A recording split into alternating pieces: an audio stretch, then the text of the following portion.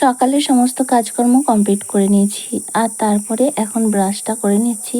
বাসি কাজকর্ম complete, brush করে স্নান টান করে পুজো দিয়ে নেব।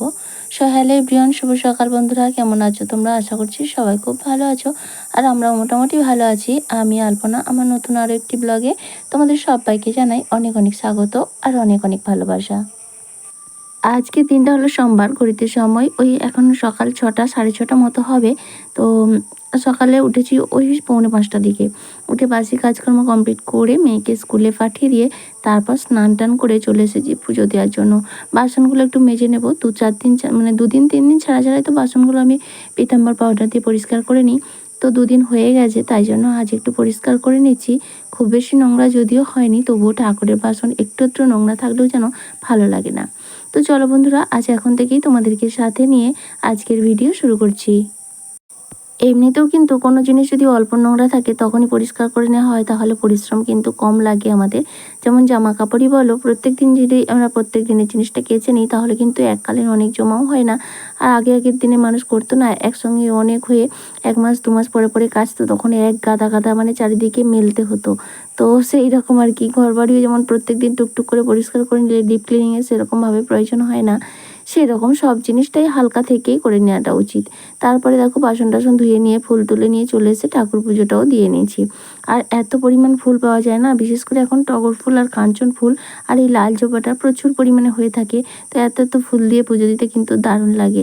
আমার তো বেশি এক আধ দিন যখন ফুল পাই না, মানে ফুল তো প্রত্যেক দিনই ফোটে, কিন্তু কি হয় পূর্ণিমার দিন বা অন্য কোনো খ্যান থাকলে তখন না যে কেউ এসে ভোরবেলা তুলে নিয়ে চলে যায়। রাস্তার ধারে যেহেতু সবাই তুলে নিয়ে চলে যায়, তখন পাওয়া যায় না, তখন না মনটা খারাপ লাগে, কীভাবে পুজো দেবো।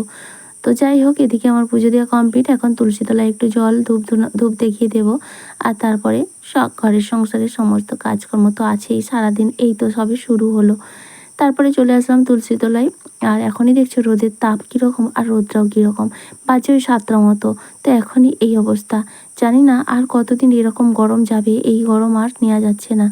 তো বৃষ্টি তো গন্ধই নেই, সেই যে মাঝে 2 দিন বৃষ্টি হলো আর তো কোনো গন্ধই নেই।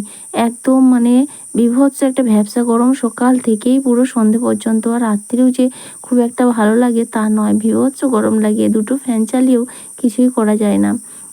যাই হোক, রান্নাঘরে চলে আসলাম, এসে চা বানিয়ে নিলাম। আর তারপরে সকালের মুড়ি খাওয়ার জন্য ব্যবস্থা করে নেব। ভাবছি আজ আর সকালে একটু রেস্ট নেব না। অন্যান্য দিন কি হয়, চা খেতে বসলেই না আর ইচ্ছা হয় না। তো আজকে মনে মনে প্রতিজ্ঞা করে নিয়েছি, একদম আমি আর সময় নষ্ট করব না। তো সেই জন্যই চাটা করে নিয়েই আগে কিছু ছোলা প্রেসার কুকারে সেদ্ধ করতে বসিয়ে দিচ্ছি, তারপরে চা খাবো। এই ছোলা আলুটা মুড়ি দিয়ে খাওয়ার জন্য করবো আর কি। চাটা খেয়ে চলে এসেছি বিছানা গোছাতে, ওদিকে ছোলাটা সেদ্ধ হয়ে গেছে। এখন একটু আলু কেটে নেব, আলুটাকেও হালকা একটু সেদ্ধ করে নিতে হবে। আসলে প্রেসার কুকারে ছোলার সঙ্গে দিলাম না, আমাদের চন্দ্রমুখী আলু ওতে একটুতেই নরম হয়ে যায়, মানে সেদ্ধ হয়ে যায়, আর ছোলাটা সেদ্ধ হতে একটু সময় লাগে। তো সেই জন্য ছোলাটা আলাদা করে সেদ্ধ করে নিলাম। আর আলুটাকে একটু হালকা নেড়ে নিলেই কিন্তু, মানে হালকা একটু জল ভাপিয়ে নিলে তারপরে তেলের উপর নেড়ে নিলেই হয়ে যাবে। যাই হোক, এদিকে বিছানাটা গুছিয়ে নিচ্ছি। মেয়ে তো স্কুল থেকে এসে আবার টিউশন যাবে, ওই জন্যই খাবারটা রেডি করে রাখবো, এলেই খাইয়ে স্নানটা করিয়ে টিউশন পাঠিয়ে দেবো। আর তারপর রান্নাবান্না করব, এই আর কি।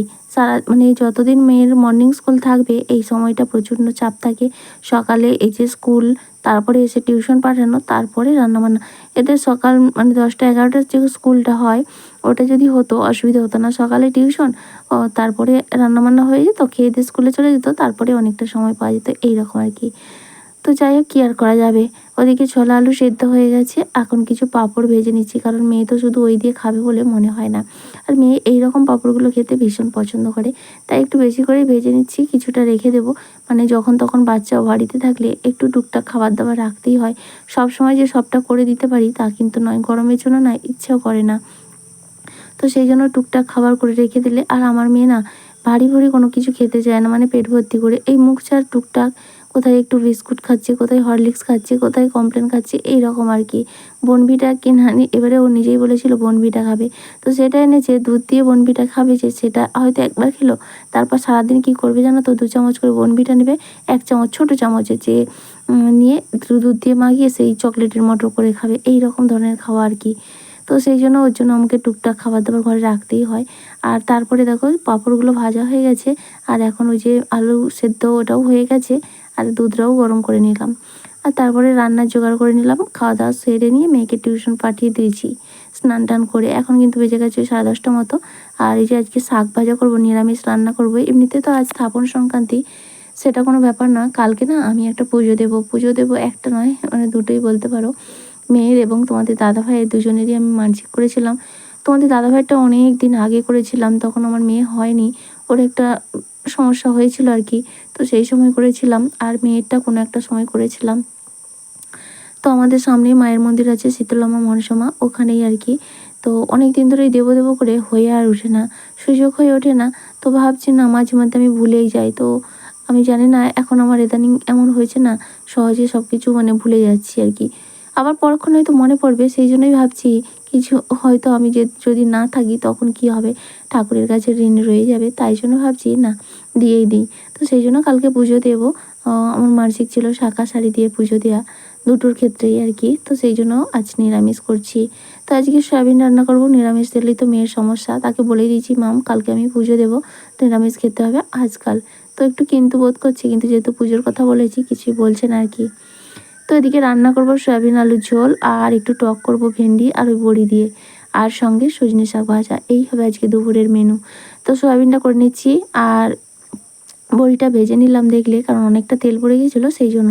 সয়াবিন তো যত তেলের মধ্যেই দেবো না কেন, সব তেল টেনে নেবে, সেই জন্য ওই তেলের মধ্যে বড়ি ভাজা করে কমিয়ে নিয়ে তারপরে সয়াবিনটা দিলাম। আর এখন এই যে মশলাটাও করে নিচ্ছি, মশলা বলতে আদা জিরে বাটা, টমেটো, তেজপাতা, এই তো, কারণ নিরামিষ আর কি দেবো। তো সেই জন্যই দেখো মশলা কষানো হয়ে গেছে, হালকা একটু জলও দিয়ে নিলাম। তারপরে ভালো করে মশলাটাকে কষিয়ে নিয়ে এবার সয়াবিন আর আলু ভেজে রেখেছিলাম সেটাই দিয়ে নিচ্ছি। অল্প করেই তরকারি করছি, এক বেলার মতো, কারণ এখন না দুপুরের জিনিস রাতে আর থাকছে না। কারণ ফ্রিজ তো নেই, ফ্রিজে রাখলে তবুও থাকে। আর যতই ঠেকা ঢাকারে মানে হাওয়া বাতাসে রাখি, কিছুতেই থাকছে না, নষ্ট হয়ে যাচ্ছে। সেই জন্যই অল্পই করে করছি, যাতে এক বেলায় শেষ হয়ে যায়। তাও না, এই তরকারির অনেকটাই রয়ে গেছিলো, নষ্ট হলো জানো তো। এদিকে সয়াবিনটা রান্না হয়ে গেছে, বাকি রান্নাগুলো অফ ক্যামেরায় কিন্তু আমি করে নিয়েছি। আর শেষে ভাত বসিয়েছিলাম, ভাতটাও এখন হয়ে গেছে। মাঝে কলে জলও এসে গেছে, সমস্ত কাজকর্ম গুছিয়ে নিয়েছি। আর এদিকে মেয়েও কিন্তু টিউশন থেকে চলে এসছে। সময় তো হু করে চলে যাচ্ছে, তোমরা হয়তো দেখছো সঙ্গে সঙ্গে হয়ে যাচ্ছে, কিন্তু এই সময়টাই আমার অনেকটা সময় গেছে, তাই না? তো এদিকে ভাতটা চাটতে দিলাম, আর ওদিকে আমি জামা কাপড় কিছু শুকিয়ে গেছে, আজকে খুব বেশি কাচিনি, 2-4টে ছিল, সেগুলো গুছিয়ে নিচ্ছি। এগুলো শুকিয়ে গেছে, সেগুলো তুলে নেব। আর যেগুলো ভেজা আছে সেগুলো এখন থাক আর কি। ভেবেছিলাম এখনই গা ধোবো, তারপর ভাবলাম খেয়ে দিয়ে বাসন টাসন ধুতে গিয়ে আবার ঘেমে স্নান, আবার তারপরে যদি ধুই, বিকেলে আবার কাজ করতে গিয়ে ঘেমে যাব। তো সেই জন্যই ভাবছি একেবারে বিকেলে কাজকর্ম কমপ্লিট করে 4টের সময় যে জল আসবে তখন গা হাত ধুয়ে নেবো। তাহলে তখন শরীরটাও ঠান্ডা হবে, আর কোনো কাজকর্মও থাকবে না, আর রাতে তো রান্না করব না। তো দুবারে রান্না বান্না করে নিয়েছি আর কি। নীর্ঘ ঘোষ মনু কালকে ভিডিওতে কমেন্ট করে বলেছে, দিদি ভাই তোমার ওই লাল শাড়িটা কোথা থেকে নিয়েছো আর কত নিয়েছো? তো তুমি কোন শাড়িটার কথা বলছো, যেটা আমি ভাঁজ করছিলাম? যদি ওইটা বলে থাকো, ওইটা ছিল ভাই ফোটার সময় আমার ভাই দিয়েছিল। তাই কোথা থেকে, আমাদেরই বাজার থেকে নিয়েছিল মনে হয়, তবে কত নিয়েছিল সেটা বলতে পারবো না, কারণ কেউ গিফট দিলে তো তাকে দাম জিজ্ঞেস করা যায় না। তো যাই হোক, আমারও শাড়িটা কিন্তু বেশ ভালো লেগেছে। মানে দেখতে যতটা না ভালো লাগে, পরলে কিন্তু বেশ ভালো লাগে। গতকালের ভিডিওতে কমেন্ট করেছে এমজি অধিকারী ফ্যামিলি, শম্পা সাহা, পিঙ্কি ঘোষ, কমেন্ট করেছে নিময় দাস কন্টাই আর নীলকু ঘোষ। তো থ্যাংক ইউ সো মাচ, তোমাদের সবাইকে অসংখ্য ধন্যবাদ এইভাবে পাশে থাকার জন্য আর আমার ভিডিওগুলো দেখার জন্য। সেই সঙ্গে একটা রিকোয়েস্ট, আগামী দিনগুলোতেও তোমরা এইভাবেই আমার পাশে থেকো। তো আমার আজকের ভিডিওটা তোমাদের কেমন লাগলো অবশ্যই একটা কমেন্ট করে জানিও। যদি ভালো লাগে তাহলে প্লিজ একটি লাইক করে দিও, আর চাইলে তোমরা ভিডিওগুলো শেয়ারও করতে পারো। আজকের ভিডিওতে যদি কোনো নতুন বন্ধু হয়ে থাকো, তুমি চাইলে চ্যানেলটা সাবস্ক্রাইব করে আমার পাশে থাকতে পারো। আর যারা অলরেডি এই কাজটা করে দিয়েছো তাদের সবাইকে জানাই অসংখ্য ধন্যবাদ। বিকেলের কাজকর্ম গুছিয়ে নিয়েছি, মেয়ে গেছে তার বাবার সঙ্গে একটু মাঠের দিকে ঘুরতে। মাঠে বলতে ওই গ্রাউন্ডে, আমাদের বল গ্রাউন্ড বলি আমরা, মানে আমাদের যেখানে মেয়ে নাচ গান শিখতে যায় ক্লাব আছে, ওই ক্লাবের একটা বড় মাঠ রয়েছে। তো ওখানেই আর কি বেশ বিকেলবেলা একটু হাওয়া বাতাস থাকে, বাচ্চারা খেলাধুলা করে। তাছাড়া আমাদের ওই ক্লাবে একটা পার্ক হয়েছে নতুন বাচ্চাদের জন্য। তো সেই জন্যই মেয়ে আর কি সব দিন যেতে চায়, তবে প্রত্যেক দিন তো হয় না। ওর বাবা যখন থাকে তখনই নিয়ে যায়, ওর বাবা ডিউটি গেলে আমি যেতে পারি না কাজকর্মে। আর যেদিন ক্লাস থাকে সেদিন যায় আর কি। তো ক্লাস থাকে সেদিন আর পার্কে যেতে পারে না, ওই জন্যই বিকেলটা যাওয়ার জন্য ছটফট করে। তো ওরা গেছে, আর আমি তো বিকেলের কাজকর্ম গুছিয়ে নিয়ে গা হাত ধুয়ে নিয়েছি। এখন বেশ ভালো লাগছে। এই ফ্যানের তলায় যতক্ষণ থাকবো ততক্ষণ, তারপরে বেরিয়ে গেলে আবারও যেই কে সেই। তো জামা কাপড়গুলো ছিল কালকের কিছু জামা কাপড় আর আজকের কিছু জামা কাপড়। তো সেগুলোই এখন এক এক করে গুছিয়ে নিচ্ছি। জামা কাপড়গুলো গুছিয়ে নিয়ে ভাবছি একটু বাইরের দিকে বেরোবো। এত গরম না, এখন বাইরে আর কেউ বেরোয় না, সবাই ঘরের মধ্যেই ফ্যানের তলায় বসে। আগে যে মাঠটায় বসতাম সেখানে তো ওই দুদিন বৃষ্টি হয়ে না এত পরিমাণ ঘাস হয়ে গেছে আর ঝোঁক পড়ে গেছে, তো সেখানে আর বসাও যায় না। তাছাড়া সব থেকে বড় কথা হচ্ছে বসা হয়তো যেত, বসলে ওগুলো জায়গাটা ঠিকঠাক থাকতো, কিন্তু কি বলতো, এক ফোঁটা গাছের পাতা নড়ে নিচে বাইরে গিয়ে বসবো, তাই কেউ আর বেরোয় না, ওই ফ্যানের তলায় বসে থাকে, ঘরের মধ্যেই থাকে। তাই আমি আর ভাবছি আমি আর গিয়ে একা একা গরমে কী করব।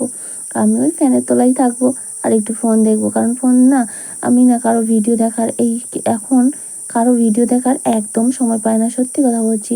ওই দুই একজনের ভিডিও একটু দেখি হয়তো দুপুরবেলার টাইমটায় একটু আধটু সুযোগ পাই, তাও প্রত্যেকদিন পাই না। তো দুজনের হয়তো ভিডিও দেখতে পাই এরকম আর কি, ওই জন্য না কারো ভিডিও দেখতে পাই না। তো ভাবছি আজ একটু সময় দেব, দেখা যাক কী হয়। জামা কাপড়গুলো গোছানো হয়ে গেল আর তারপরে দেখা যাচ্ছে একেবারে রাত্রেবেলা। তো বিকেলে ওই তো টুকটাক কাজকর্ম গুছিয়ে তারপরে একটু বসেই ছিলাম ঘরে, আর কোথাও যাইনি। সন্ধ্যাবেলা সন্ধ্যা টন্ধ্যা দিয়ে একটু বাজার গিয়েছিলাম, বললাম না কালকে পুজো দেবো, তো সেই সমস্ত কেনাকাটা করতে। এখানে রয়েছে চাঁদমালা, ধূপ, আলতা, সিঁদুর, শাঁখা, পোলা, নোয়া সবটাই, আর এখানে রয়েছে শাড়ি। তো শীতলা মা রয়েছে, মনসা মা রয়েছে, আর সঙ্গে পঞ্চানন, তো তিনটেকেই দিতে হয়। তো সেই জন্য একটা ধুতি আর দুটো শাড়ি আনা হয়েছে। তো এইগুলোই পুজো দেওয়ার জন্য আর কি। তো দেবো বামুনকে বলাও আছে কালকে পুজো দেবো, মানে ওই মন্দিরে যিনি পুজো করেন আর কি, একটা নির্দিষ্ট ব্রাহ্মণ তো ধরা রয়েছে, সারা বছর তিনি পুজো করেন। তো তাকেই বলে রেখেছি যেহেতু মানসিক পুজো দেবো, আর কালকে ফল মিষ্টি ওগুলো কালকে নিয়ে এসে পুজো দেবো, কারণ ওগুলো তো আর আজ থেকে নিয়ে এসে রাখলে কী দরকার, বা সামনে বাজার রয়েছে, তাই না। তো শাড়িগুলো কেমন হয়েছে কমেন্ট করে জানিও। এই সবেমাত্র কিনে নিয়ে আসলাম আর কি। তো একটা লাল হলুদের পরেই চেয়েছিলাম কিন্তু পেলাম না, তাই ওই কালারই নিতে হলো আর কি। তো বন্ধুরা, আমার আজকের ভিডিওটা এখানে শেষ করছি। দেখা হচ্ছে আবারও আগামীকাল নতুন আরেকটি ব্লগের সঙ্গে। ততক্ষণ পর্যন্ত সবাই খুব ভালো থেকো, সুস্থ থেকো আর সাবধানে থেকো। তাহলে চলো আজকের মতো বিদায় নিয়ে নিচ্ছি। Tata, by.